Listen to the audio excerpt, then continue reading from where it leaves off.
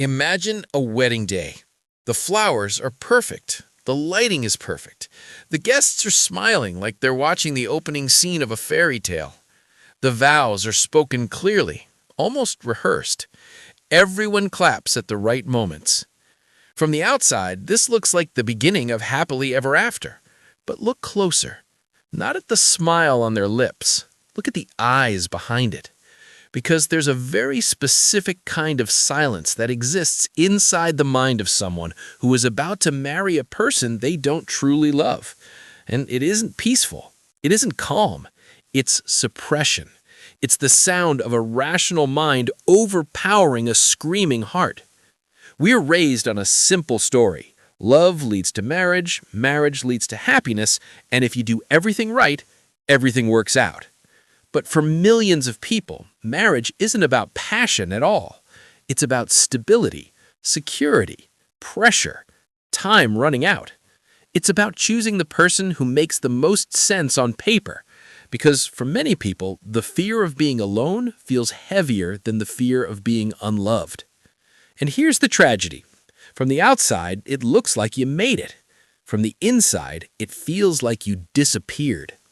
So why do smart, self-aware people do this? Why do people bind their lives to someone who sparks no joy in their soul? And what happens to the human psyche when it's forced to live a lie, day after day, year after year?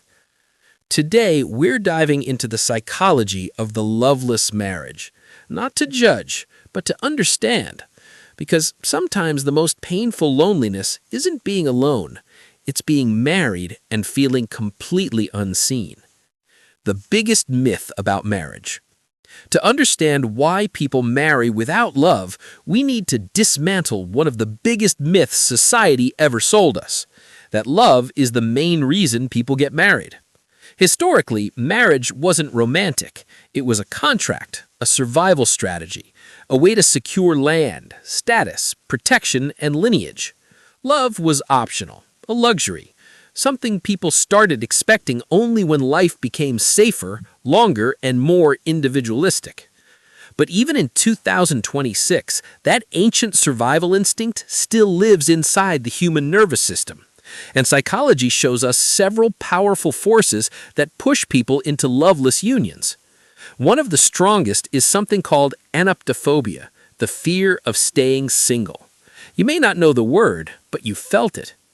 The social clock effect. There's a quiet clock ticking in the background of modern life. By 30, you should be settled. By 35, you should have kids. By 40, you should have proof you weren't left behind. And as those deadlines approach without the one showing up, panic starts rewriting your standards. Your brain stops optimizing for happiness and starts minimizing risk. That's when the questions change. Not, do I love them? But, are they stable? Are they loyal? Do they have a good job? Would my family approve? Do we want the same future? Love turns transactional. I may not love them, but they're safe. And for some people, safety isn't just comforting, it's addictive. Especially for anyone who grew up with chaos, poverty, emotional neglect, or instability. When you've lived in survival mode long enough, romance stops feeling essential. What you crave isn't passion, it's relief. A stable partner doesn't feel like a love story, they feel like a shelter. The compatibility trap. Then there's another trap, one that looks healthy on the surface. You meet someone who aligns with you. Same values, same goals, same worldview. You work well as a team. You don't fight much. It just makes sense. So the mind negotiates with the heart. Look how compatible we are. Love will grow. But often it doesn't grow. It just exists. From the outside, it looks like maturity. From the inside, it feels like emotional exile. Attachment, the invisible driver. Here's what most people never talk about. Many people don't marry without love because they're shallow or desperate. They do it because their nervous system was trained, often in childhood, to confuse certain feelings with love. And that training has a name: attachment. Attachment is the blueprint your brain builds early in life about what love feels like, what it costs, and what you must do to keep it. So, as adults, many people don't choose partners based on connection. They choose based on familiarity. For someone with anxious attachment, love doesn't feel peaceful. It feels uncertain, earned, chased. So, when they meet someone consistent and available, it feels like salvation. Not passion, salvation. They're not thinking, do I desire them? They're thinking, they won't leave. For someone with avoidant attachment, real intimacy feels dangerous. So they unconsciously choose someone they don't fully love, because a lukewarm connection feels safer than deep vulnerability. And then there's trauma. If you grew up with chaos, your brain can mislabel signals. You mistake drama for chemistry, anxiety for attraction, stability for boredom. So when you finally find someone safe, your mind says this is good, but your body whispers this isn't love. And that's how people make lifelong decisions under the influence of their past. 7 signs you're settling. Settling rarely looks like settling at first. It looks like maturity, responsibility, choosing peace. So how do you know? Here are 7 signs. 1. Relief feels stronger than excitement. You're not drawn to them, you're relieved not to be alone. 2. Your body avoids them. Touch feels like obligation. Kissing feels like performance. 3. You feel lighter when they're not around. Not happier, just able to breathe. 4. You hide your real self, your fears, your humor, your deeper dreams. 5. The future feels gray, stable on paper, emotionally empty. 6. The relationship runs on logistics, bills, schedules, responsibilities. 7. You fantasize about another life, not another person, another version of you. And if you recognize yourself here, listen carefully. You're not broken, you're not ungrateful, and your partner isn't not enough. Your inner world is telling the truth. Because love isn't just stability. Love is aliveness. And if a relationship requires you to shrink or numb out, that isn't peace. That's survival. What happens after the wedding? Once the photos are posted, the guests go home, the honeymoon ends, reality settles in. And the first psychological battle isn't with your partner, it's with your own mind. Psychology calls this cognitive dissonance. I promised to love this person forever.